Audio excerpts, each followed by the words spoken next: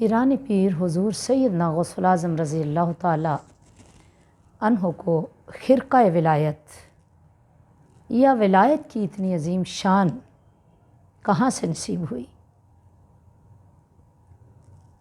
حضور سید عالم صلی اللہ علیہ وسلم سے خرقہ ولایت ابو بکر صدیق، ان سے عمر فاروق، ان سے عثمان غنی، ان سے علی المرتضیٰ رضی اللہ تعالی عنہم، پھر ان سے امام حسن، امام حسین رضی اللہ تعالی عنہ، اور ان سے حضرت امام زین العابدین، پھر امام محمد باقر، امام جعفر الصادق، امام علی نقی، علی تقی، امام حسن عسکری،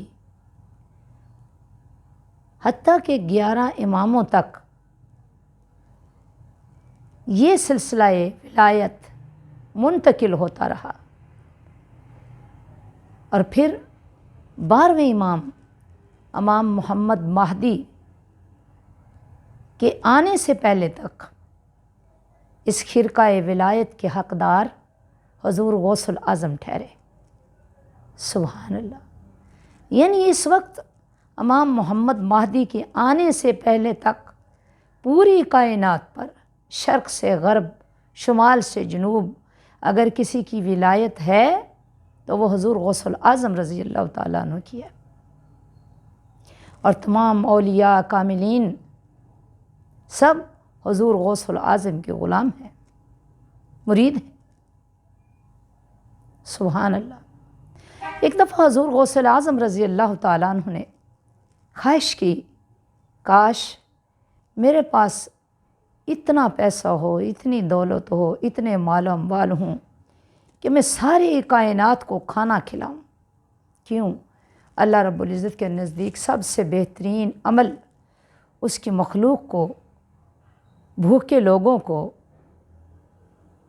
کھانا کھلانا ہے، پیٹ بھرنا ہے، ان کی ضرورت کا خیال رکھنا ہے۔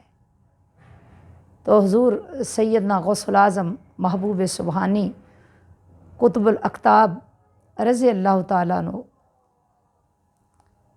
شیخ غوث الاعظم دستگیر رضی اللہ تعالیٰ عنہ فرمانے لگے، تو غیب سے آواز آئی، عبد القادر، قیامت تک تیرا لنگر چلتا رہے گا، تجھے اگر یہ دولت اور مال نہ بھی ملیں تو پوری کائنات میں تیرے لنگر کا اور تیری اس خواہش کا ہم احترام کرتے ہیں۔ اور پیارے ناظرین و ناظرات، آج دیکھ لیجئے پوری کائنات میں 11ویں شریف کا لنگر غوثیہ ہی تو ہے، اور کیا ہے؟ سبحان اللہ! شان اتنی بلند ہے کہ تاجدار کائنات صلی اللہ علیہ وسلم کے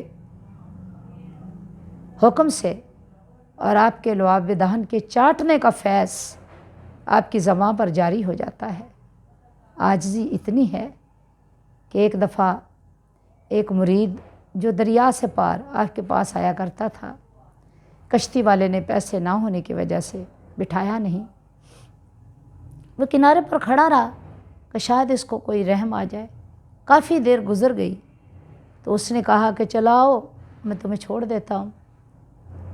جب آپ بارگاہ غوثیت میں آئے، وہ مرید آیا تو پوچھا کہ اس قدر لیٹ؟ کہنے لگے یا حضرت پیسے نہیں تھے تو وہ کشتی والا مجھے بٹھاتا نہیں تھا۔ اتنے میں کوئی اشرفیوں کی، سونے کی اشرفیوں کی تھیلی لے کر آ گیا۔ آپ نے وہ تھیلی اسے دی اور کہا کہ یہ کشتی والے کو دے دینا، اور اسے کہنا کہ فکر نہ کرے اور اللہ کی مخلوق کو پریشان نہ کرے، اسے لے آیا کرے۔ یعنی عاجزی اس قدر ہے۔ اس دفعہ ایسے ہی ایک دفعہ دروغہ جہنم کون ہے؟ مالک۔ اور دروغہ جنت کون ہے؟ رضوان۔ دروغہ جہنم سے یعنی دروغہ دوزخ سے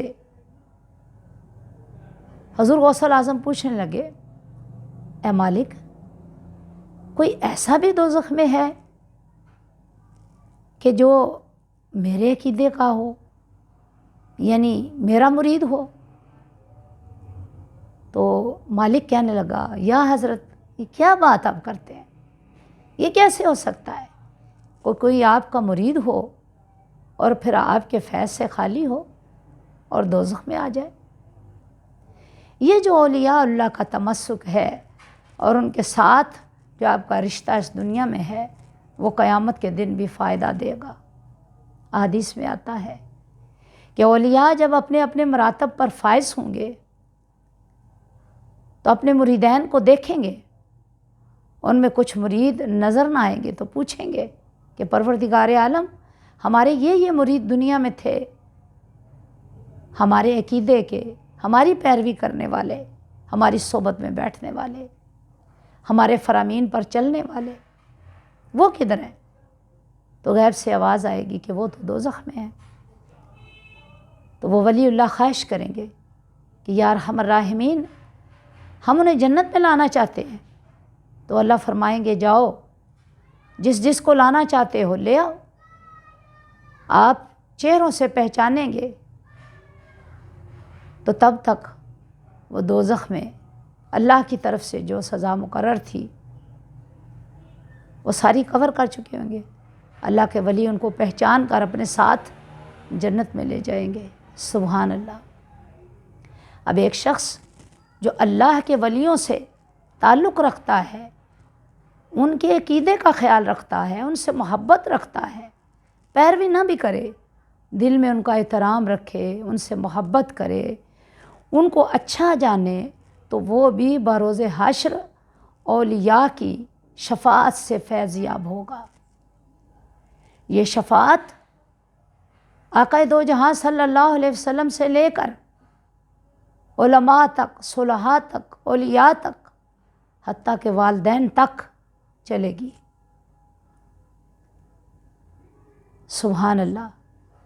حضور غوث الاعظم اتنی شان کے مالک ہو کر اتنے عاجز ہیں کہ فرمایا، ایک دفعہ اپنا ایک مرید تھا، اس سے ہاتھ ملایا، وہ کہنے لگا کہ میری تو یہ اوقات نہیں آپ مجھ سے ہاتھ ملائیں۔ تو فرمایا کہ میں اس لیے ہاتھ ملاتا ہوں کہ ہو سکتا ہے کسی جنتی کے ہاتھ میں میرا ہاتھ آ جائے اور میں بخشا جاؤں، جنت میں چلا جاؤں۔ یعنی اللہ کے جو نیک بندے ہوتے ہیں، اس مقام پر فائز ہوتے ہیں، ان کے اندر عاجزی، نرمی، یعنی اللہ جتنی شان عطا کر دے اتنے آپ عاجز ہو جاؤ، نرم مزاج ہو جاؤ، نرم خو ہو جاؤ، شفقت والے ہو جاؤ، محبت والے ہو جاؤ، اپنے دل کے اندر مخلوق خدا کے لیے درد محسوس کرو۔ یہ حضور غوث الاعظم رضی اللہ تعالیٰ عنہ کی تعلیمات ہیں، اور یہی ہماری کامیابی کی علامت ہے۔